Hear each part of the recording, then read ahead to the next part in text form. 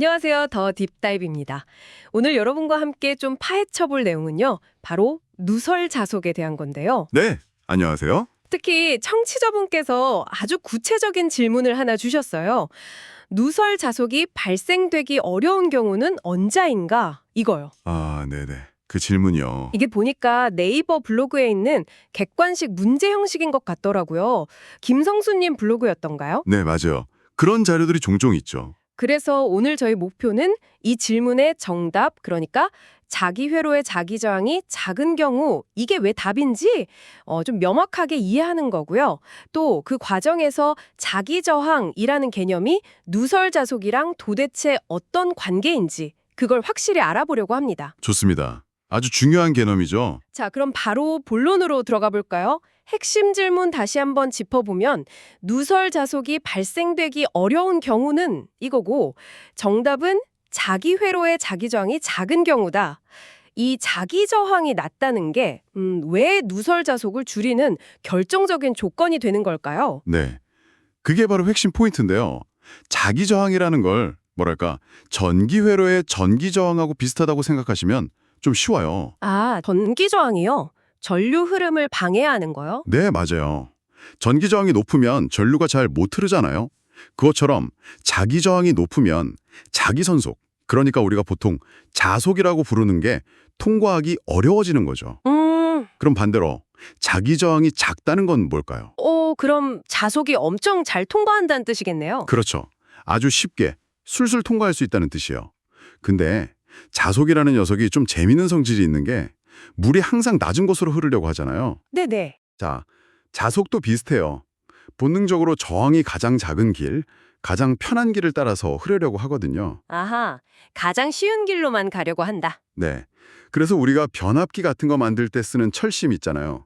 이런 주된 자기 경로에 자기 저항을 아주 낮게 만들어주면 자속 대부분은 그 편한 길로만 막 집중해서 흐르게 돼요. 굳이 저항이 훨씬 높은 옆길, 그러니까 주변 공기 중으로 새어나갈 이유가 없는 거죠. 아, 공기는 저항이 높군요. 훨씬 높죠. 철심 같은 자성체랑 비교하면 공기는 자속을 통과시키는 능력이 엄청 떨어지거든요. 그래서 자기 저항이 매우 높다고 볼 수 있어요. 이야, 그럼 자기 저항이 낮다는 건 자속 입장에서는 거의 뭐 KTX급 고속도로 같은 거네요? 하하, 네. 비유가 딱 맞네요. 길이 워낙 좋으니까 굳이 힘들게 국도, 그러니까 공기 중으로 빠져나갈 필요가 없어서 그냥 싱싱 달린다. 그래서 누설되는 게 줄어든다, 이 말씀이시군요. 바로 그거죠. 이해가 빠르시네요. 아, 그럼 이게 실제 기기에서는 꽤 중요하겠네요. 효율 같은 거랑 관련해서요. 맞습니다. 누설 자속이 많아지면 당장 변압기나 모터 같은 기기들 효율이 떨어지고요. 또 원하지 않는 곳에서 열이 나거나 다른 기기의 전자기 간섭을 일으킬 수도 있어요. 골치 아프겠는데요. 네. 그래서 설계할 때부터 이 누설 자속을 어떻게든 줄이려고 노력하고 그 핵심 전략 중 하나가 바로 주경로의 자기 저항을 낮게 유지하는 거예요. 그렇군요. 그럼 반대로 한번 생각해 볼게요. 그 문제의 오답으로 나온 선택지들 있잖아요. 네네. 예를 들어서 자로의 공극, 에어갭이 있는 경우나 철심이 자기 포화된 경우. 이건 왜 누설 자속을 늘리는 방향일까요? 이것도 아주 좋은 질문인데요. 먼저 공극, 그러니까 에어갭이 있으면요.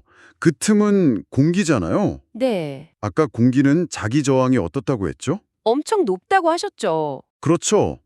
그럼 자속 입장에서는 갑자기 엄청난 저항을 만난 거예요. 그럼 일부 자속은 이 길 너무 힘든데 하면서 그 높은 저항을 피해서 주변 공기 중으로 더 쉽게 빠져나가 버리는 거죠. 누설이 늘어나는 거예요. 아, 길이 끊기거나 막힌 거네요. 비슷합니다. 그리고 자기 포화는 뭐냐면 철심이라는 고속도로가 자속으로 이미 꽉 차버린 상태예요. 더 이상 자속을 받아들이거나 효율적으로 통과시키지 못하는 거죠. 아, 완전 정체 상태군요. 네, 그렇죠.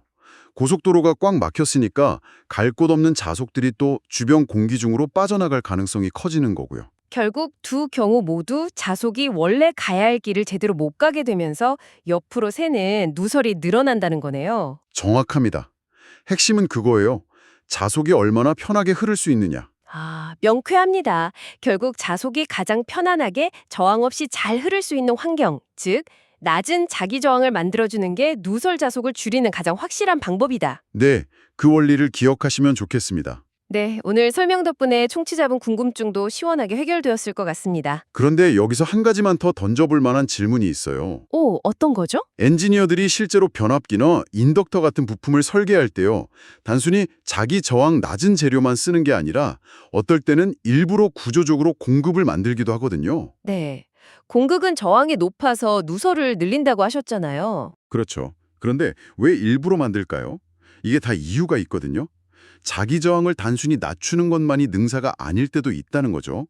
이 자기 저항을 어떻게 제어해서 원하는 성능을 얻고 또 누설 자속까지 관리하는지 이 부분을 한번 생각해 보시는 것도 이 주제를 더 깊게 이해하는데 아주 재미있는 포인트가 될 겁니다. 와, 그렇네요. 단순히 좋대 나쁘다가 아니라 제어의 관점에서 봐야 하는군요. 흥미로운데요? 네, 한번 고민해 볼 만한 주제죠. 네, 오늘 누설 자속과 자기 저항에 대해 정말 깊이 있게 이야기 나눠봤습니다. 다음 시간에도 흥미로운 주제로 다시 찾아뵙겠습니다. 감사합니다. 감사합니다.